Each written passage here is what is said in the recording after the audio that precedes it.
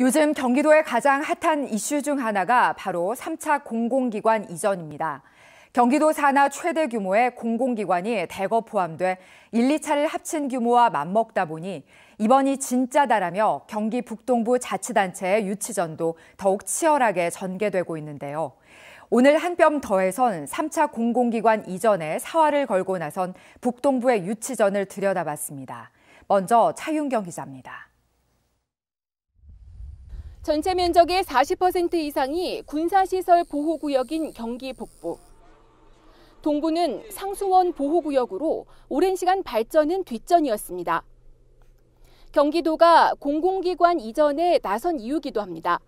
사람이든 지역이든 공동체를 위한 특별한 희생을 치른 경우에는 그에 상응하는 특별한 보상이 있어야 공정한 것입니다. 3차 공공기관 유치전은 1, 2차 때보다 경쟁이 더 치열합니다. 1차 때 우승 건 고양시입니다. 경기문화재단 등 기관 3곳을 안았는데 접근성이 좋다는 게 장점으로 꼽혔습니다. 2차 땐 5개 지역이 골고루 1개 기관씩을 가져갔지만 대부분 20명에서 200명 이하로 규모가 작았습니다. 그런데 3차 이전 대상 7곳의 직원은 1,100여 명으로 1, 2차를 합친 규모입니다. 이번이 진짜라는 말이 나오는 이유입니다. 가장 인기가 좋은 곳은 경기주택도시공사입니다. 직원 수 700명 정도의 도시개발에 대한 기대가 가장 크기 때문입니다. 경기도 경제과학진흥원도 기업 지원과 양질의 일자리 측면에서 많은 도시들이 탐내고 있습니다. 균형 발전과 접근성, 기존 배치 현황 등이 선정 기준으로 거론됩니다. 그러다 보니 1, 2차 때 고배를 마신 지자체들이 가장 적극적입니다. 파주시는 접경 도시로서 국가 안보를 책임지는 특별한 희생을 70여 년간 감내해 왔습니다. 균형 발전과 상생 발전의 핵심 도시입니다. 자치단체들은 이전 기관들의 사업 연관성도 중요한 부분으로 꼽고 있습니다. 남양주시는 다산 왕숙 신도시와의 연관성을, 연천구는 이름까지 거론하면서 부지까지 제시했습니다. 은통산업단지가 들어설 곳입니다. 경제과학진흥원의 주력 사업인 그린바이오 단지 육성을 목표로 하고 있어 연천구는 그만큼 이곳이 가장 적합하다고 내세우고 있습니다. 그동안 얼마나 도정에 협조적이었는지를 강조하는 곳도 있습니다. 제2차 재난기본소득 지급 등 경기도민의 안전과 균형 발전으로 도민의 행복의 삶을 위해 최선의 노력을 다하고 있습니다. 1, 2차 때 이전이 확정된 도시들까지 3차 경쟁이 나서면서 더 특별한 보상까지 바라는 형국이 되고 있습니다.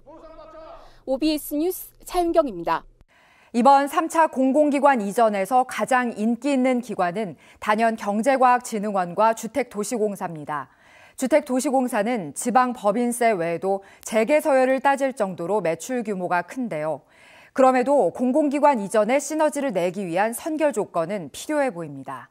이어서 갈태웅 기자입니다. 자리를 가득 채운 기업 CEO들. 와이셔츠 차림의 한 남성이 소매까지 걷고 입지 조건을 설명합니다. 강도, 송파, 남양주, 구리하고도 저희는 긴밀하게 협력하고 투자를 이끌어내기 위해 지자체장이 직접 나선 겁니다. 이처럼 기업 유치는 지자체의 최대 수건 사업 중 하나입니다. 지역의 사람과 돈이 돌게끔 하기 때문인데요. 문제는 들인 노력만큼 기업 호응은 낮다는 데 있습니다. 설명회 후 하남시의 한 코스닥 상장사 문의가 있었지만 이전 확답까지 받지는 못했습니다. 이런 현실에서 매출 1조 6천억 원의 경기주택도시공사는 매력적인 대상입니다. 지난해 기준 국내 매출 순위 298위에 달하는 우량 기업이기 때문입니다. 시공 능력 29위인 KCC건설과 글로벌 화학 업체인 바스프의 한국 법인과 비슷합니다.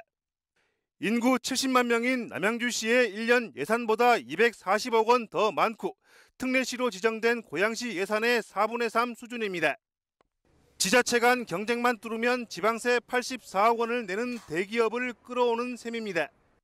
도경제과학진흥원은 상대적으로 도시공사에 비해 표면적인 경제 효과는 낮습니다.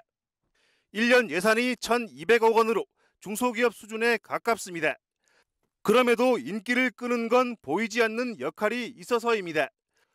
경기도의 경제투자과학진흥원이다.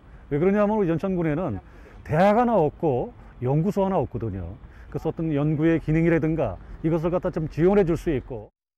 경기 동북부에는 2년제 이상 대학이 14곳, 캠퍼스를 포함해도 16곳에 불과합니다. 해외 주재원까지 둔 지역경제사령탑 역할의 진흥원은 이를 상쇄할 기관으로 꼽힙니다. 하지만 너무 큰 기대에 대한 환상을 경계해야 한다는 시각도 있습니다. 2, 3차 하청 업체까지 함께 가는 민간기업 이전과는 엄연히 가치가 다릅니다.